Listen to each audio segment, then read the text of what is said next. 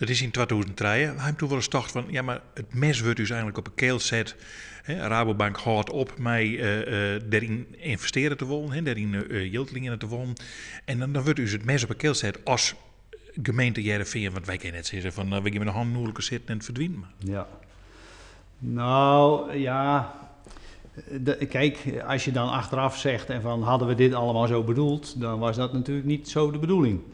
Maar aan de andere kant zie je dus dat er ook toch belangrijke partijen waren, landelijk, Egon en Essent toen, die gezegd hebben van ja, wij hebben ook inmiddels zoveel belangen in die schaatsport zitten dat wij meedoen. Dus het is ook niet zo dat het alleen op Heerenveen rust. Aan de andere kant is het natuurlijk wel zo dat wij plukken er ook vruchten van. Tijdens zo'n toernooi heeft onze horeca natuurlijk mooie inkomsten. De hotels in de omgeving, enfin, noem allemaal maar op.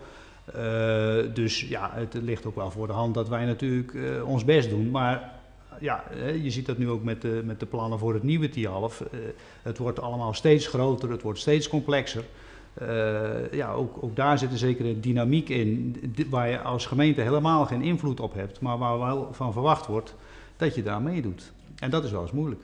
Sjoerd Veenstra zei eigenlijk zo'n wijze maar dat het moet privatiseerd worden, maar zo nou en dan moet er een investering die in worden en dat yield maar dan maar bij de oerhiet wijken. Ja.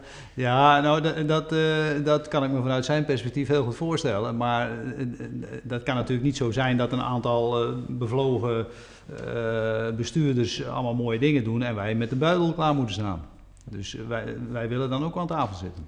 Maar de andere kant van het verhaal is, kan een ijsbaan, een kunstijsbaan functioneren zonder de steun van de gemeenschap?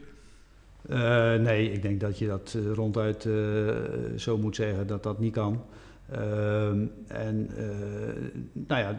Dat is in ieder geval aan alle kanten geprobeerd. En de conclusie is dat je daar toch, als je dus opnieuw zou beginnen, dat je moet zorgen dat je een behoorlijk deel van de investering, dat je die van buitenaf kunt krijgen, dus van inderdaad subsidies.